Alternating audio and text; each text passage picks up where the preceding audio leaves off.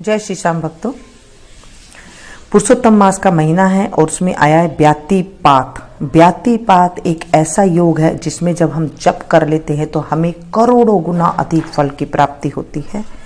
इसमें दान करने से हमें करोड़ों गुना फल की प्राप्ति मिलती है। दान 13 चीज़ों का किया जाता है। इसमें आप कोई भी 13 चीज़ ले सकते हैं।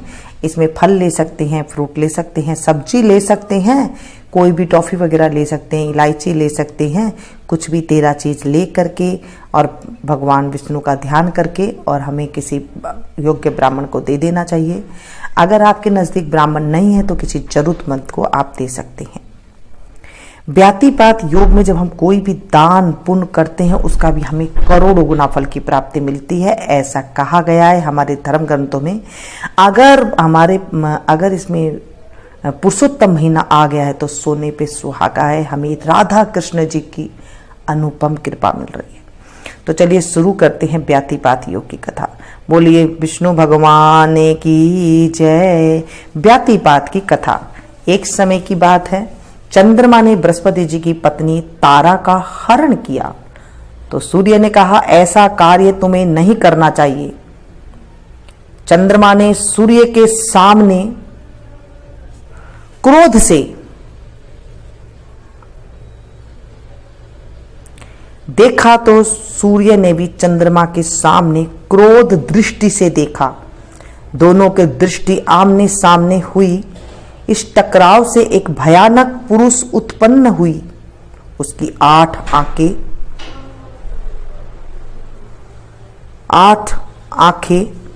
18 हाथ, उसका मुंह खुला हुआ था जैसे कि संसार को निगल ले। वह भयानक स्वर में बोला, मैं समस्त जगत को निगल जाऊंगा, इसलिए मैं उत्पन्न हुआ हूं। सूर्य चंद्र ने कहा तुम हमारा कहना मानो, तुम हमारे दोनों की कोप से दृष्टि से उत्पन्न हुए हो, अतः तुम्हारा नाम व्यातिपात होगा।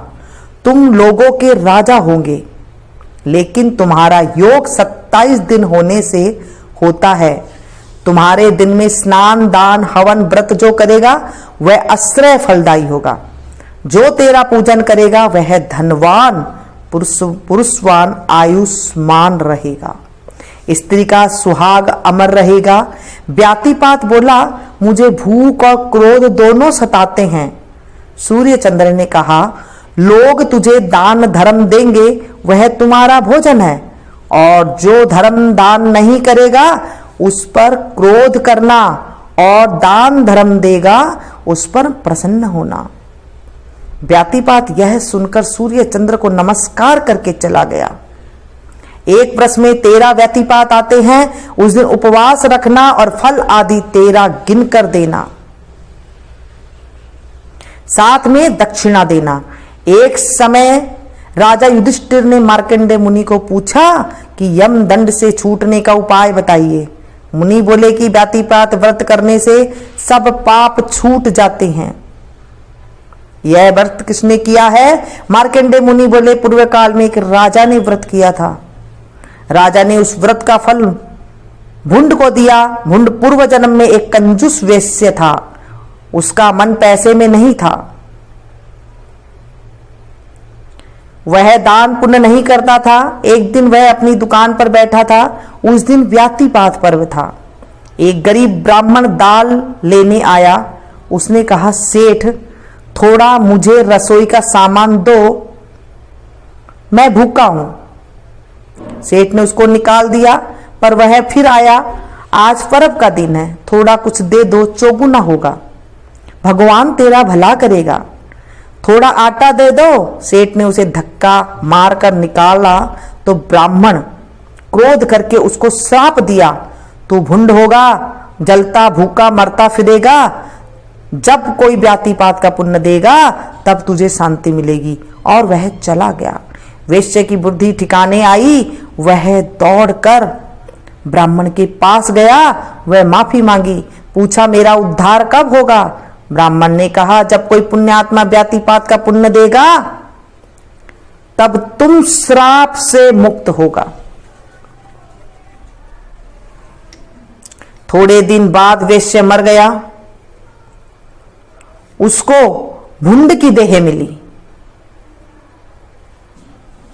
और वह भयंकर जंगल में विचरने लगा। एक बार आग लगने से भुंड का मुंह, पेट आदि थोड़ा थोड़ा जल गया। उससे वह दुखी रहने लगा। राजा हर्यश्च जंगल में आया और उसने भुंड को पीड़ित देखा। राजा ने पूछा, तुम्हें इतना कष्ट क्यों हो रहा है? तुमने पूर्व जन्म में पाप किया होगा। भुंड ने कहा, मैं पहले वैश्य था। व्यातिपात के दिन एक ब्राह्मण भिक्षा लेने हेतु आया, परंतु मैंने उसको धक्का देकर निकाल दिया था। इस कारण उसने मुझे श्राप दिया कि तुम भुंड हो जाओगे, वन में भूख से पीड़ित होकर फिरते रहोगे। यदि आपने व्यातिपात का व्रत किया है तो उसका फल मुझे दे दो, तो मेरा उद्धार हो जाएगा। दयालु राजा ने हाथ में जल लेकर व्रत का संकल्प करके भुंड पर छिड़का, तो वह मुंड तुरंत पूर्व जन्म का वैश्य बनकर दिव्य रूप धारण करके स्वर्ग में गया। जो व्यातिपात की कथा सुनेगा, स्नान दान धर्म उपवास करेगा, उसके ऊपर यमराज प्रसन्न होकर स्वर्ग का लाभ देगा।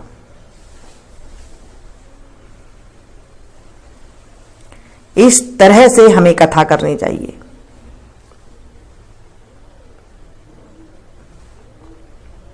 व्यातिपात के दिन जो कोई इस कथा को पढ़े, सुने, हुकारा भरे, उसको हे प्रभु, हे दीनानाथ, हे मेरे राधा कृष्ण, हे मेरे विष्णु भगवान, उसको सद्गति देना।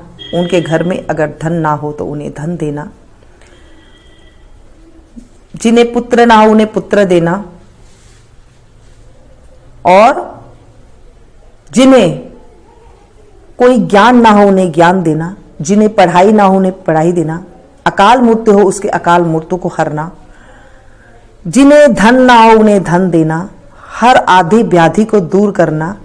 हे मेरे व्यातिपात देव, इस तरह से कहकर 13 चीजें कुछ भी ले और उस पर हाथ जल में ले करके प्रभु का स्मरण करे और बोले, मास मास अमोघ के मास है, मतलब पुरुषोत्तम मास चल रहा है, अमोघ मास चल रहा है, करोड़ों गुना फल हमें मिलने वाला मास चल रहा है, और उसके अंदर आ गया है व्यातिपात। इसे चूक ना करे भक्तों, जरूर इसे सुने और इसका दान जरूर दें। हाथ में जल लेकर के और भगवान से प्रार्थना करे, दक्षिणा जरूर रखे। कुछ भी आप सामान ले रहे हैं तो हे प्रभु, मैंने आपके निमित्त, हे व्यातिपात देवता, आज है बुधवार, पंचमी तिथि, और मैं अमुक नाम है, आपका नाम बोले, गोत्र बोले, और मैं यहाँ पर रहता हूँ, और उसके बाद मैं आज व्यातिपात योग के नाम से अमुक चीज़ों का दान कर रहा हूँ। अमुक चीज़ जो भी आपने चीज़ ली है, कुछ भी नहीं है, आप घर से आटा ले लें, थोड़ा सा आटा ले लें, छोटी छोटी चम्मच, 13 कटोरी आटा ले लें, 13 चम्मच आटा ले लें, आपकी सामर्थ्य के अनुसार दान कर सकते हैं। और उसे ले करके और बोले, हे प्रभु, मैंने ये अमुक चीज का ध्यान दिया है, इसे आप स्वीकार करें और मुझे आपदाओं से रक्षा करे, मेरे परिवार में सुख शांति समृद्धि दे, कोई गलती हो गई तो मुझे माफ करे, क्षमा क्षमा क्षमा, इस तरह से कहना चाहिए। और आज के दिन जो है इसे दान करके हाथ जोड़कर इसे किसी सुयोग्य ब्राह्मण को जरूर दे करके आए। अगर आपको ब्राह्मण कहीं नहीं मिलते हैं, कोई जरूरतमंद आदमी को दे दें जिन्हें ये उपयोग में ले ले। इस तरह से कहानी कथा हमें करनी चाहिए। व्यातिपात महीने में एक बार आता है।